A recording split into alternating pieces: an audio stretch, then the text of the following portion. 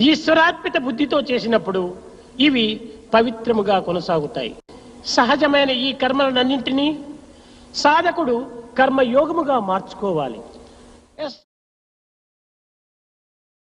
కర్మకు కర్మయోగమునకు ఉండినటువంటి వ్యత్యాసాన్ని గుర్తించి వర్తించాలి. ఫలాపేక్షతో, అహంకారముతో, స్వార్థముతో ఆచరించినటువంటి నీవు కర్మలు, స్వార్థముతో నిరహంకారముతో ఫలాపేక్ష రహితంగా ఆచరించినవ నేను కర్మయోగములు. ఎవరికి వారు నేను కర్మయోగినా లేక కర్మభ్రష్టుడనా లేక కర్మాధికారినా అనేటువంటి విషయాన్ని తమకు తానే నిర్ణయం చేసుకోవచ్చు. మానవుడు నిరంతరము కర్మజీవిగానే తన యొక్క కాలమును గడుపుతున్నాడు. అయితే స్వార్థముతో కూడినటువంటి